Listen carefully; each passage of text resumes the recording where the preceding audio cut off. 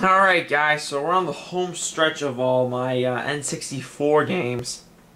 So, I'm not sure, I think this might be like a part 3 or a part 4, depending, like I said, how YouTube would allow this up here. So, let's get to the home plate, right?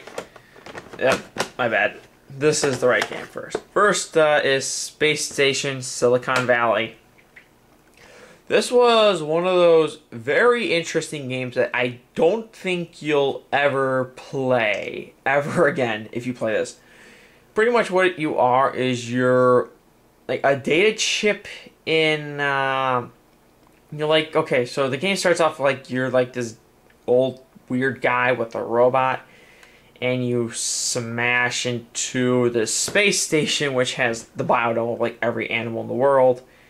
And well, you kill like a sheep, and you're like a data chip from the robot, and you actually manipulate robot animal like abilities. It's very interesting. Like I said, I paid $5 for this, and really, I can tell you for what it is, you'll never play it again. And I definitely recommend just playing it once in your life if you ever get the chance to, because it's just so weird.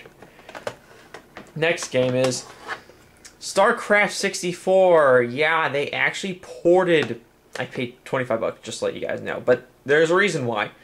It's very hard to find, and now it's currently on eBay. I've seen them go for 30, at least 30, I should say. I think the average price is like $40, so it's pretty high up there. And well, actually, if you wanted to get the PAL version, it's like $90 or even more, because that is impossible to find. But again, it's StarCraft. It's the same thing as the PC version with all the add-ons, which is really cool. And well, overall, very fun game. If you have the money and you want to pick it up, go ahead. If not, I definitely prefer the PC version though, because it is a little bit better. Star Fox 64, oh boy, how could we not have Star Fox 64 on the N64? This was the first game to ever use the Rumble Pack on the, or actually come with the Rumble Pack at least, but really utilize it too. Star Fox 64 is really a classic, and if you don't have it, pick it up on the N64, or if you have a 3DS, pick it up on your 3DS. They have like new gyro controls too, which is fairly interesting.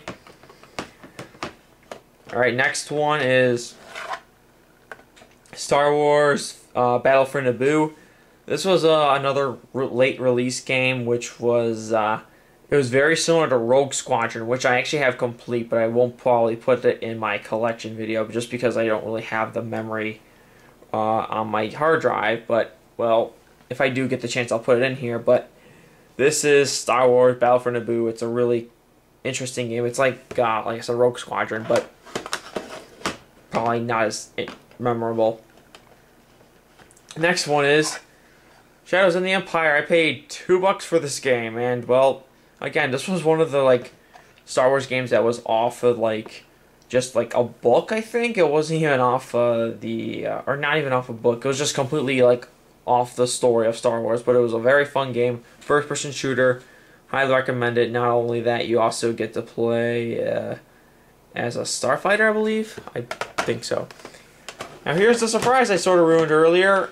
Superman 64! This game is the world's worst game I've played. This game is so bad. I mean, this is not the world's worst game, but, or maybe one of the world's worst, but Superman 64 makes me want to cry when I play it. It is so bad. And everyone who I like heard, whoever played it, had the same reaction I did. Do not pick this up. It's just god awful. Next game. Super Mario 64. Now, interesting story. Watch. Oh my god!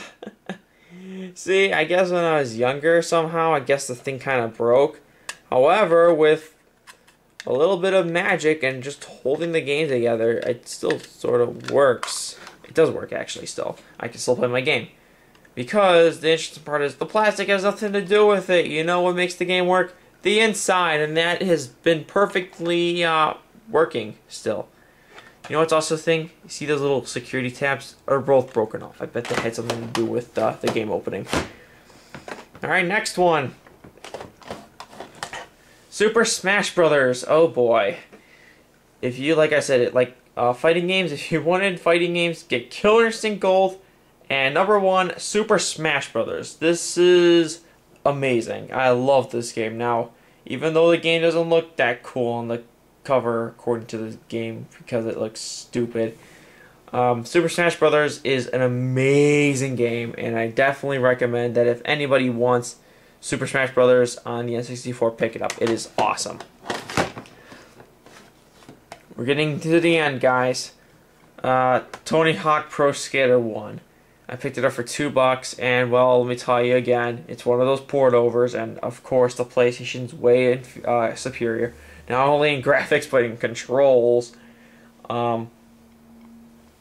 Really, I think that you know, if you really wanted to get a Tony Hawk game, get Tony Hawk 2, because Tony Hawk 1 wasn't as fun as I remember, at least. Turok, which someone looks like they threw up a crayon on it. This is a pretty awesome game. And again, this is like one of those like first-person shooter games. I remember my mom rented this for me when I was like 5 years old, and I played it for like 5 minutes. My mom's like, "No, you're not playing it anymore." Yeah, see, it's rated M. I love people who don't know their ratings. Next one is Turok 2, Seeds of Evil. Now, people were saying this game was good. I just thought the concept was so stupid. It's pretty much robotic dinosaurs take over the Earth. That is the stupidest idea I've ever heard, but I heard it's fun to play. Concept is stupid. There's also Turok 3, but I don't have it on my N64. If I do get it one day, I don't know, I'll show it to you.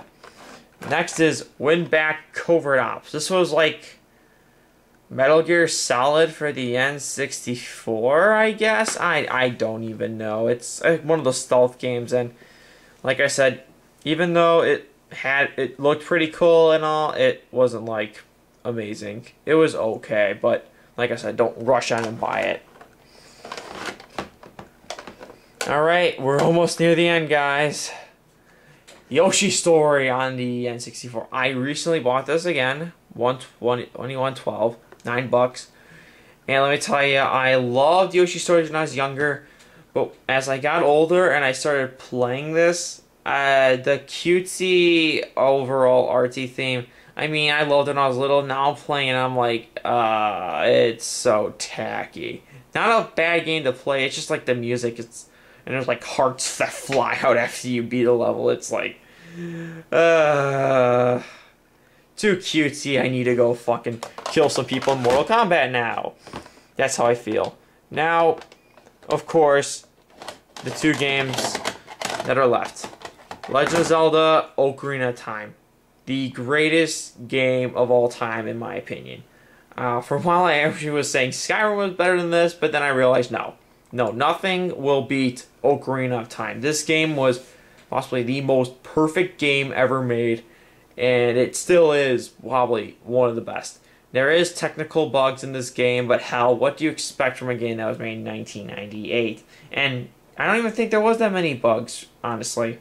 There was a few, but not that bad. Oh yeah, that's right. I remember, what's his name? Motherfucker Mike Matei from Angry Video Gamer actually said there was glitches, but they were only in the gold cartridge, therefore meaning that they were patched in this version. So the gold version's of course more money, but you know, what can you say? Now here's the last game in my collection, and oh boy, I love this game too.